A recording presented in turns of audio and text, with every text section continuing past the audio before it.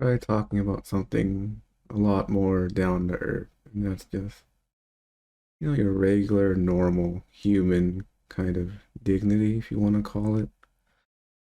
Just an appreciation and respect for your regular, normal humanness. Not that peaceful, overly spiritual idea part. It's a great part, especially if you can really tap into it. But if you get stuck there, you're kind of getting stuck on the empty and absolute part, and you're neglecting the relative, which you still gotta live even after all this. You don't just transcend it so much you can just ignore it completely. That's just really half the picture because you gotta include all the peace, the absolute nature of things, and part of the absolute nature is the relative reality of normal human life. And that includes your normal human life, with your normal human tendency and quirks, your normal desires, your wants and your needs, and really coming back to what's just real and true for you. Especially if you can look past a role or an idea of what you're supposed to be doing. Because, to be whole, you got to include that more vulnerable human side that's clumsy and messes up every now and again.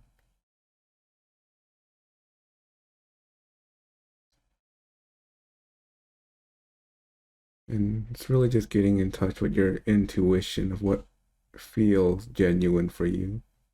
No one can tell you what that is because they're not living your life or they're not in your body. They can't really be like, oh, your intuition is saying this. That's something you have to come to yourself by really slowing down and getting a feel in your body, just feeling what feels true right now. And to really in touch with what feels true, you gotta let go of what you think is true or what you think you should be doing. You gotta look past the roles of good person, bad person, good dad, good mom, good friend, good anything, or bad something. Just letting all that go and coming back to, well, what feels the most true or the most authentic right now. And that really includes your normal stuff like, is this job worth staying in? Is this relationship good for me? Do I gotta have a serious talk with someone about a serious issue? Am I in a spot that feels true to me?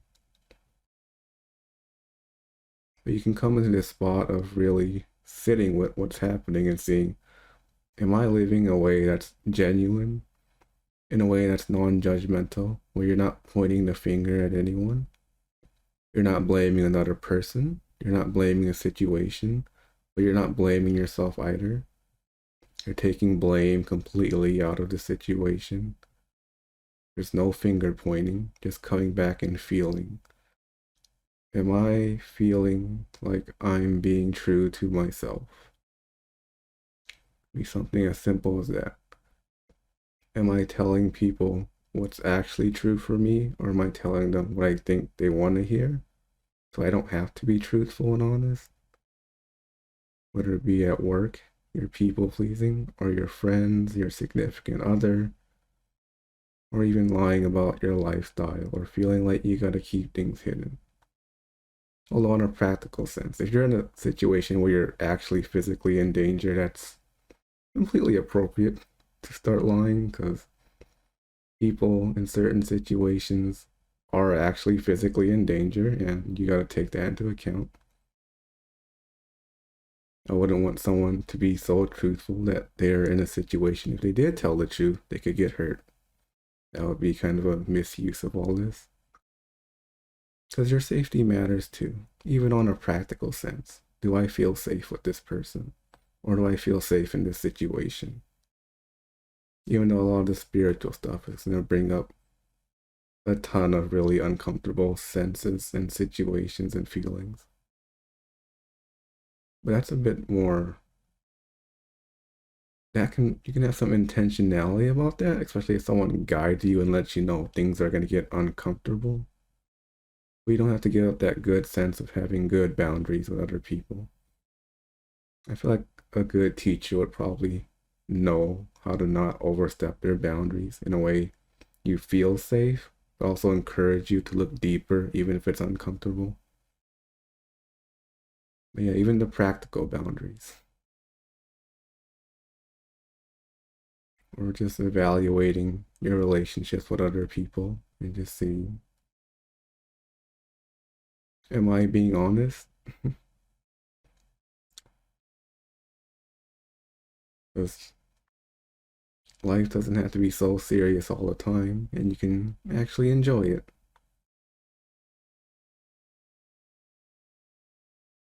Even what's important to you. Sometimes you gotta take a step back and really feel into that.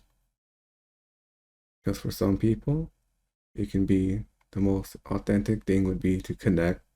For other people, it might be to disengage. And if there's a mental judgment of one is better than the other, you're still in your head. If you can connect with that and feel into it, and you can respond in a way that feels true and feels right, then you can call that your intuition. It's something you feel through, not something you think through. And whatever you feel through isn't always the case all the time, because if it was, that's just a thought. Things are always changing, things are dynamic. Because if you identified with, oh, I'm someone that always connects with people, well, you can be burnt out if you never give yourself rest. Or if you're identified with, I'm a loner or something, you might not get your social needs met if you have them. People are different. Some people need more or less than other people. And even with all this spiritual stuff, really trying to transcend these mental images and thoughts and beliefs, you don't have to give up your basic human desires or wants or needs, even the ones that are a bit just, I kind of want to enjoy my time. I want to enjoy my own company, or I want to improve my relationships with other people. You don't have to abandon that stuff to really get a sense of what all the spiritual stuff is pointing towards. It's really coming back to your own innocence and seeing that, even your regular wants and needs, they're just as important as anything else. Even your desires to just open up to people or just finding out more about yourself. Just slowing things down and feeling into, does this feel appropriate for me? Instead of being told by someone else or reading about it somewhere. They can be helpful guides to give you just a look into things. They can't tell you if it's true for you, but they're just there to give you options to explore.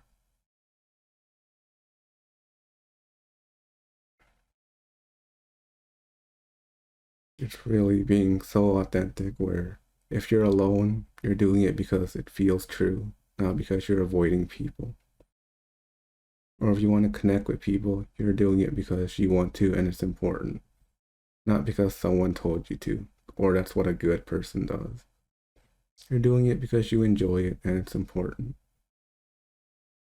And it really removes the shame because if you don't do it, it doesn't matter because you're not doing it because you're supposed to anymore. You're doing it because you want to and you enjoy it, or just because it's important. Because sometimes the important thing doesn't feel so great.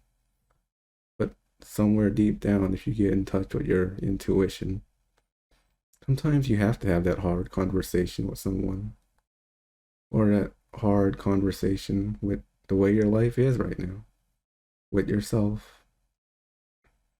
If you can take the shame element, really anything that has to do with shame, there's still this idea of a self that I'm supposed to look good or like financially, education wise, or just this image of, I'm this successful person or whatever. If you can take the shame out, but still be honest about what you want, you can be authentic without that image of a self. And you can just say, hey, maybe I do want to change my life up a bit. And it comes from a place of authenticity instead of a place of shame or blame or hate. We can just keep it as simple as that.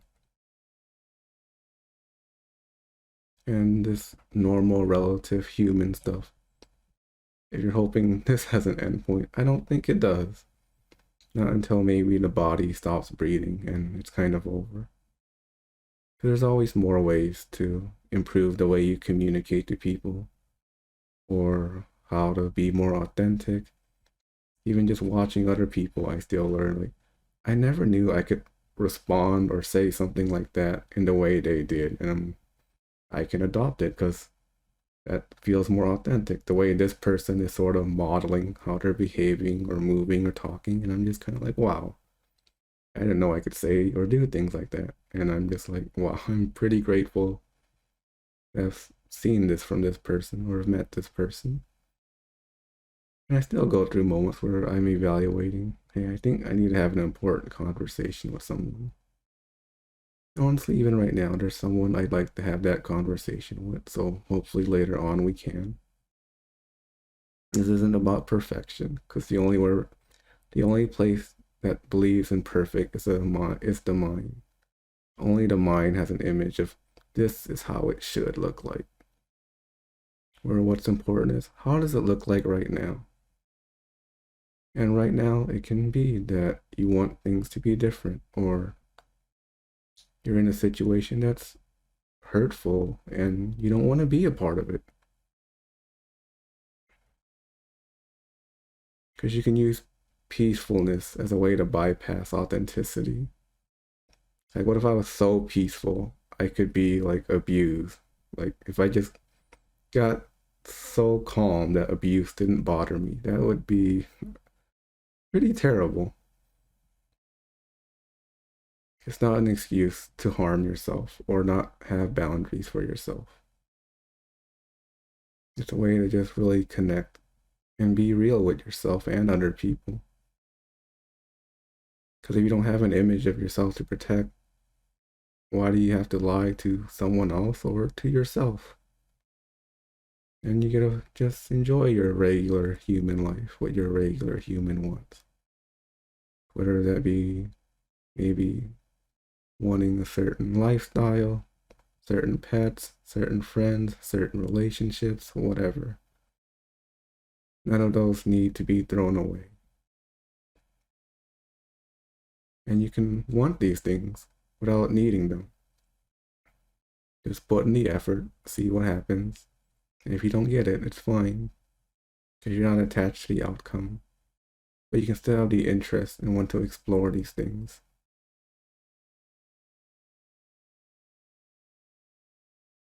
Because while you're alive and breathing, you might as well enjoy it, right? It doesn't have to be so complicated.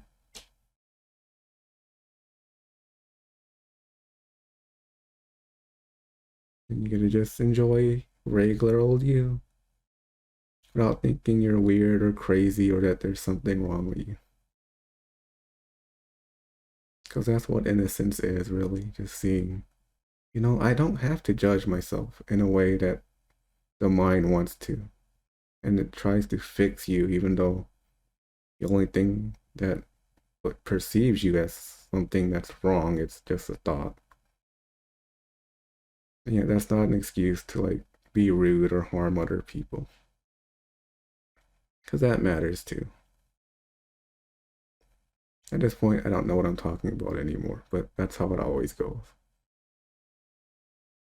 But thanks for listening. Bye.